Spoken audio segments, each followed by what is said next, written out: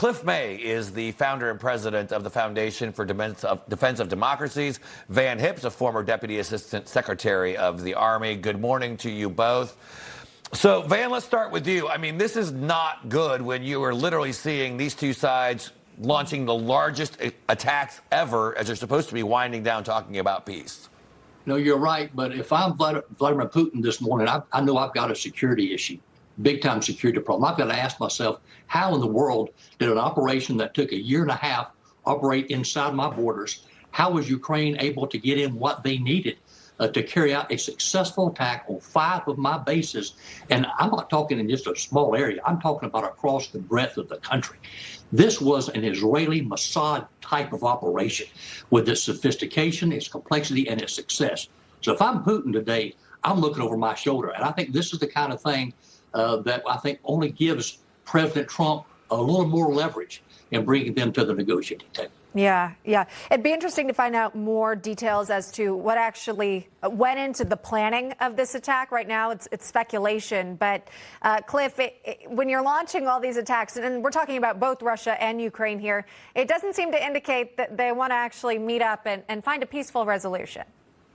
Well, except in Istanbul and before Istanbul, the Ukrainians have said very clearly they want what President Trump wants, which is an unconditional ceasefire. Negotiations can continue during that ceasefire, no matter how long it lasts. Now, the problem is that Putin doesn't want a ceasefire. Putin said nothing in Istanbul or his people about a ceasefire. What he says is, I want basically capitulation. I want you to recognize the lands I've conquered from Ukraine as Russian, and I want other lands that I simply claim as well. And I want the various capitulations from NATO and from the U.S. So a ceasefire is possible, but the only way you get to a ceasefire is for President Trump to do what he's threatened to do now, which is put significant pressure on Putin. And by the way, there's a bill. Senator Lindsey Graham has sort of organized it, a sanctions bill. It's got 82 Senate co-sponsors. It's bipartisan. That would be a way to begin to put pressure on Putin to get to a ceasefire. If there's no ceasefire, both sides are going to fight. And Van Hipp is absolutely right. This recent operation called Operation Spiderweb, I believe, by the Ukrainians was really quite innovative and spectacular. Yeah, to that point, Van, I mean, it stretched over 2,500 miles from the Ukrainian areas where the fighting has taken place, destroyed 1/3 of their strategic nuclear bomber force. Earlier this morning on Wake Up America, I compared it to the Doolittle raids of, did it show Putin and Russia that you're actually more vulnerable than you thought? That's a great analogy on the Doolittle raid, and I think it did. I think this was a wake-up call. Like I said earlier, that they've got he has a security problem in his own country.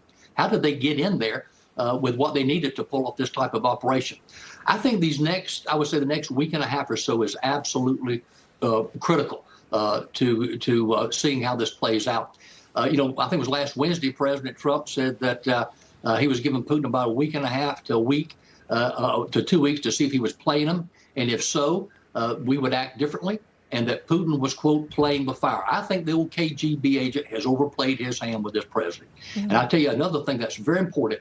Friedrich Merz, the new chancellor of Germany, will meet with President Trump this Thursday at the White House.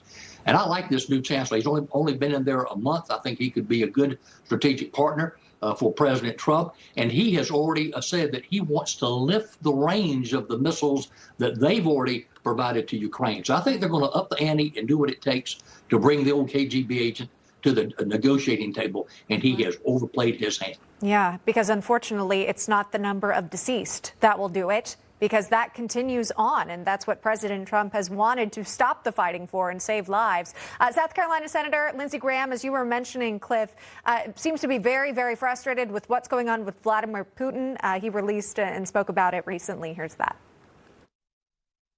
I think it's more of the same when it comes to the Russians.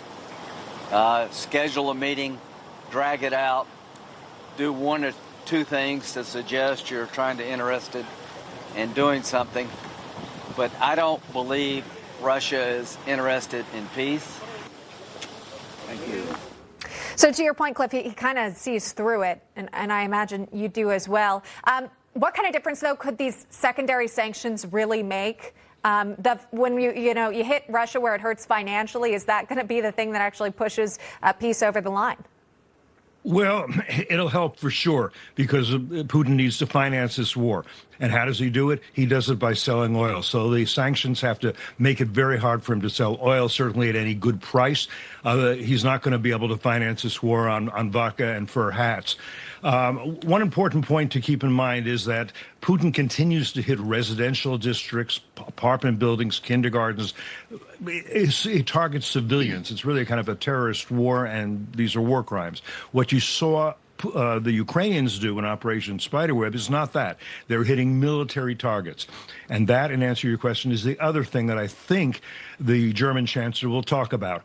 Not having restrictions on the Ukrainians in terms of how they use the weapons they are provided, more of which they need, both defensive weapons and also weapons they can use against military targets. Keep in mind, Biden said, I'll give you this, I'll give you that. It was but you can only use it to defend your own territory. You can't target any military installations inside Russia. We don't want to provoke Putin.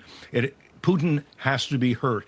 But again, not by targeting civilians in Russia, but by targeting military installations, airplanes, that sort of thing, exactly as the Ukrainians did, rather quite brilliantly with drones that they manufactured themselves in Operation Spiderweb.